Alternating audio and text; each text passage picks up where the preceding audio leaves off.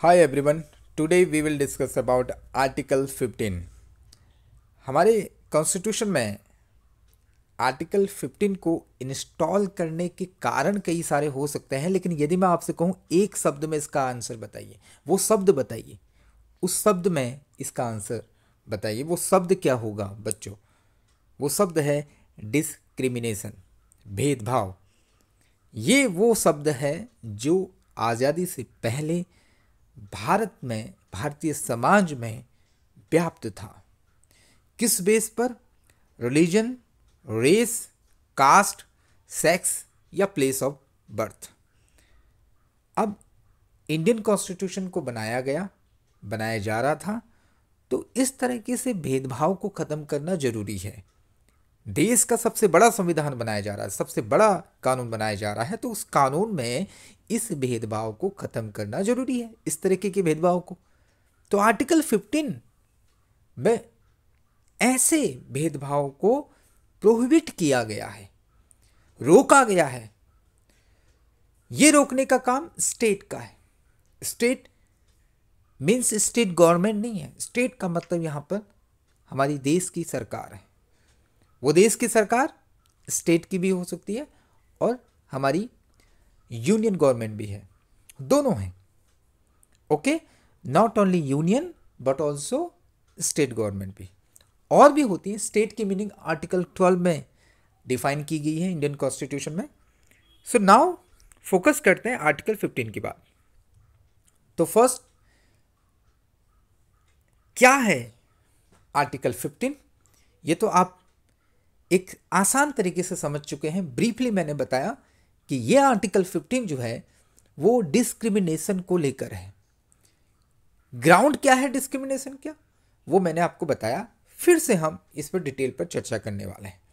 आप हमारी वीडियो में बने रहिए। डिटेल में हम आर्टिकल 15 को बताने वाले हैं, आधुनिक तरीके से, मॉडर्न, अभी तक का आर्टिकल 15 में जो जो चीज़ें ऐड हुई हैं, चेंजेस जो हुए हैं, अमेंडमेंट जो हुए हैं आर्टिकल 15 में, वो भी हम इस वीडियो में आपको समझाएंगे। तो बने रहिए इस वीडियो में, हमारे अंत तक जरूर देने की कोशिश करिए, ज़रूर इसका फ़ायदा आपको मिलेगा। तो आर्टिकल 15 का क्या कहता है? Article 15, the state shall not discriminate against any citizen on grounds only of religion, race, caste, sex, place of birth या एनी ऑफ देम। ये वो बेसिस हैं, ये वो ग्राउंड्स हैं जिनके बेस पर किसी भी सिटीजन्स के अगेंस्ट में हमारे इंडिया में डिस्क्रिमिनेट नहीं होना चाहिए। ये कौन देखेगा कि डिस्क्रिमिनेशन हो रहा है नहीं हो रहा है, या उसको रोकने का काम किसका है? स्टेट का है। और मैं बार बार कह चुका हूं, स्टेट का मतलब स्टेट गवर्नमेंट नहीं है। यहाँ पर यूनियन गवर्नमेंट भी है, स्टेट गवर्नमेंट भी है, यहाँ तक कि जो हमारी PSUs होते हैं, पब्लिक अंडरटेकिंग्स जो होती हैं, वो भी इसका हिस्सा है। ओके, आगे बढ़े। No citizen shall on grounds only of religion, race, caste, sex, place of birth और any of them be subject to any disability, liability, restriction और कंडीशन विद रिगार्ड टू। ये चीजें आगे बताएंगे। अब अभी तक जो हमने पढ़ा 1 में, वो क्या था? 1 में स्टेट को कहा गया है। 15 के 1 क्लॉज में, क्लॉज 1 में स्टेट को कहा गया है कि आप डिस्क्रिमिनेट नहीं करोगे किसी भी सिटीजन के अगेंस्ट में, religion, race, caste, sex, place of birth के बेस पर। अब क्लॉज 2 में कहा गया कि सिटीजन नहीं करेंगे, क्योंकि सिटीजन भी करते हैं। हमारे देश में, सोसाइटी में ऐसा होता है कि race, caste, sex, religion, place of birth के बेस पर एक सिटीजन दूसरे सिटीजन के साथ डिस्क्रिमिनेट करते हैं। तो सेकेंड क्लॉज में सिटीजन को लेकर बताया गया कि no citizen shall on grounds only of religion, race, caste, sex, place of birth या any of them be subject to any disability, liability, restriction और कंडीशन विद रिगार्ड टू। अब ये बताया गया है कि एक्सेस टू शॉप्स, यदि कोई सिटीजन ऐसा ना करे, क्या ना करे, कि किसी दूसरे सिटीजन को दुकान में एक्सेस ना दे, ऐसा नहीं करना चाहिए उसको। हर एक सिटीजन को, चाहे उसका रिलीजन कुछ भी हो, कास्ट कुछ भी हो, उसे दुकान में एक्सेस करने से नहीं रोक सकता। पब्लिक रेस्टोरेंट्स में जाने से नहीं रोका जा सकता। होटल्स में, प्लेस ऑफ एंटरटेनमेंट में, कहीं भी सिनेमा हॉल में चले जाओ, हम ये नहीं कह सकते कि रिलीजन क्या है आपका, रेस क्या है, कास्ट क्या है आपकी, इस बेस पर किसी प्रकार का कोई डिस्क्रिमिनेशन नहीं हो सकता।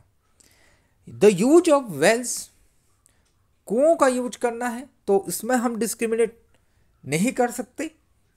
टैंक्स का, बाथिंग घाट्स का, roads, places of public resort, चाहे वो कंप्लीटली, होली या पार्टली स्टेट फंड से मेंटेन हो रहे हो या नहीं हो रहे हो, ये डिपेंड नहीं करता कि पूरे के, चाहे थोड़ा भी पैसा लगा हो स्टेट फंड का पब्लिक रिजॉर्ट के प्लेसेस में, रोड्स में, उसमें डिस्क्रिमिनेट नहीं हो सकता।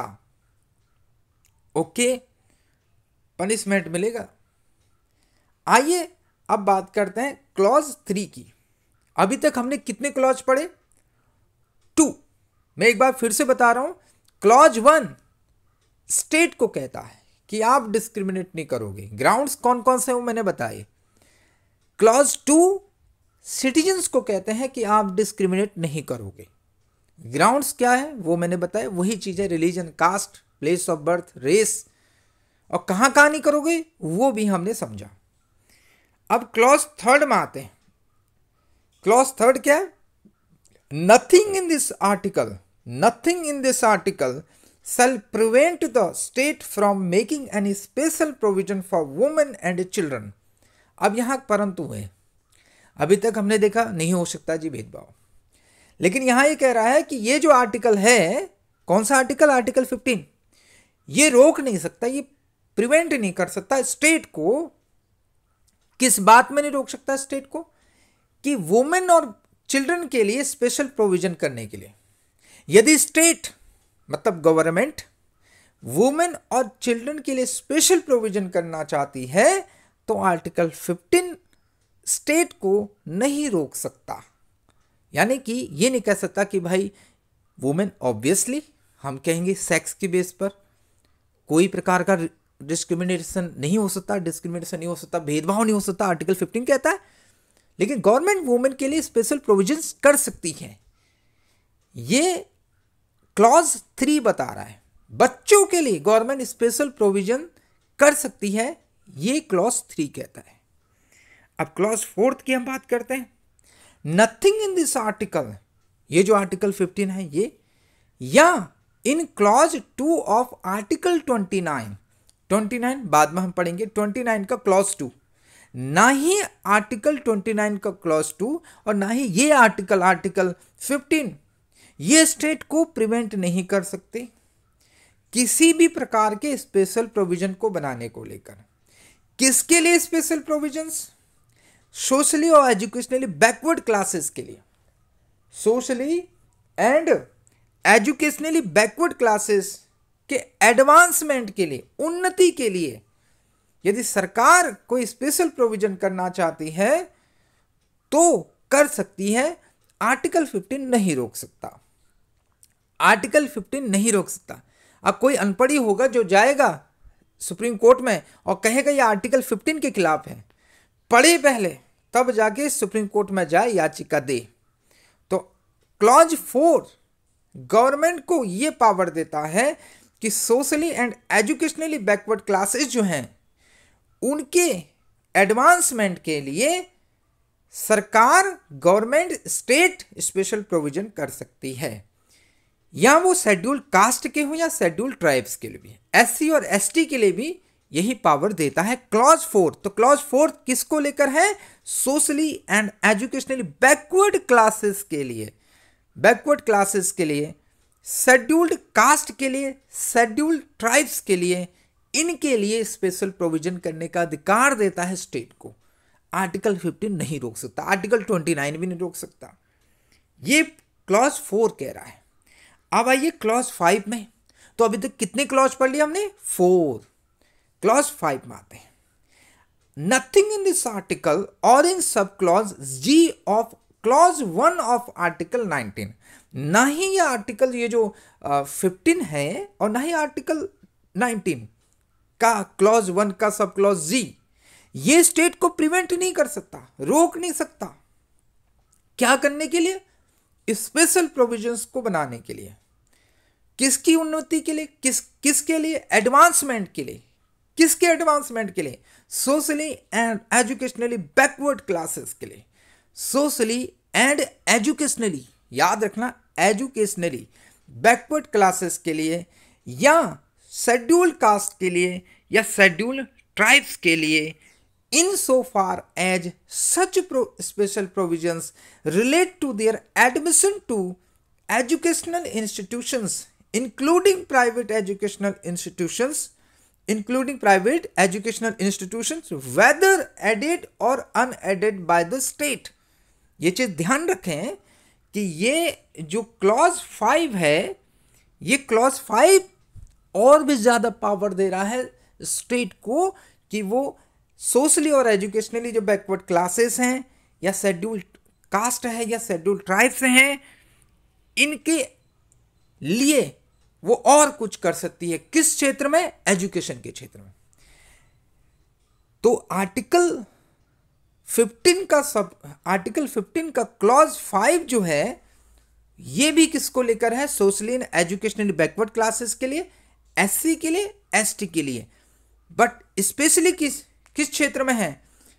किस क्षेत्र में है? एजुकेशनल इंस्टीट्यूशन के क्षेत्र में। याद रखना, एडमिशन टू एजुकेशनल इंस्टीट्यूशन, इन सभी के जिन की मैंने बात करी, सोशली एजुकेशनली बैकवर्ड क्लासेस कहें तो एससी या एसटी, इनके एडमिशन को लेकर एजुकेशनल इंस्टीट्यूशंस में सरकार जो भी स्पेशल प्रोविजन करना चाहती है कर सकती है।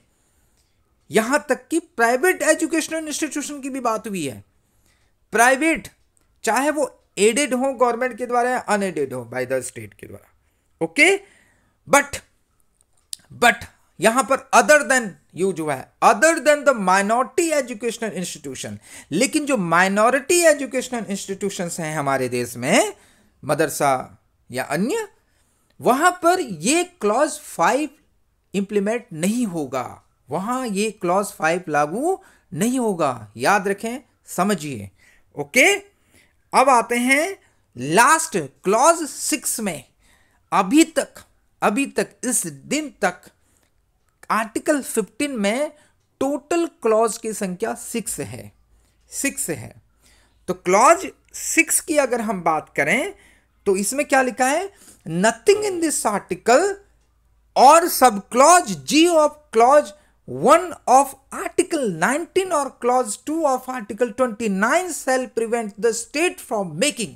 तो नथिंग का मतलब आप समझ गए होंगे बार बार, ना ही ये आर्टिकल 15 वाला और ना ही ये आर्टिकल 19 का क्लॉज 1 का सब क्लॉज जी या 29 का क्लॉज 2 ये स्टेट को रोक नहीं सकता। क्या करने के लिए? स्पेशल प्रोविजन बनाने के लिए। किसके लिए स्पेशल प्रोविजन बनाने के लिए? इस बार है इकोनॉमिकली वीकर सेक्शन के लिए। देश में जो इकोनॉमिकली वीकर सेक्शंस हैं सिटीजन हमारे, उनकी एडवांसमेंट के लिए सरकार कोई स्पेशल प्रोविजन करना चाहती है तो कर सकती है। ध्यान रखें, कर सकती है। ये वो इकोनॉमिकली वीकर सेक्शंस नहीं है जो क्लॉजेज 4 एंड क्लॉजेज 5 में हमने मेंशन गवर्नमेंट ने कॉन्स्टिट्यूशन में मेंशन है, ये वो नहीं है। ध्यान से समझिए, ओके। अब इसका बी पार्ट क्या है? Any special provision for the advancement of any economically weaker sections of citizens other than the classes mentioned 4 and 5 in so far as such special provisions relate to their admission to educational institutions। तो ये B वाले part में इसी economically weaker section के लिए educational institution में admission को लेकर स्पेशल प्रोविजंस की बात की गई है। ये बात वही है जो हम पहले ही डिस्कस कर चुके हैं कि एजुकेशनल इंस्टीट्यूशन में एडमिशन को लेकर पहले ही स्पेशल प्रोविजंस के प्रावधान किए गए हैं। किनके लिए? जो socially and educationally backward classes हैं, एससी एसटी के लिए। लेकिन जो क्लॉज 6 है, 6 में इकोनॉमिकली वीकर सेक्शन के लिए भी एजुकेशनल इंस्टीट्यूशन में एडमिशन को लेकर स्पेशल प्रोविजन की बात की गई है।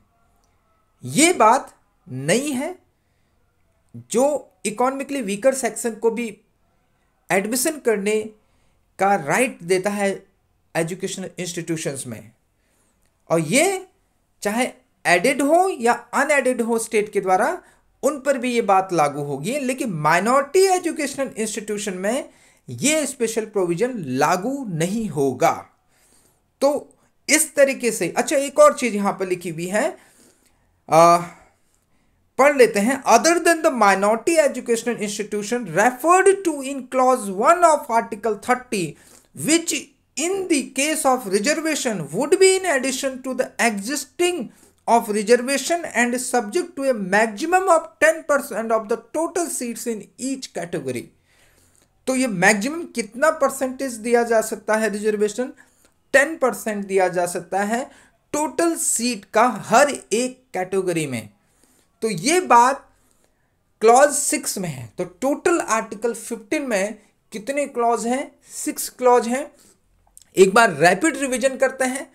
क्लॉज 1 में स्टेट को कहा गया है कि आप डिस्क्रिमिनेट नहीं करोगे। क्लॉज 2 में कहा गया है सिटीजन्स ना करें डिस्क्रिमिनेशन।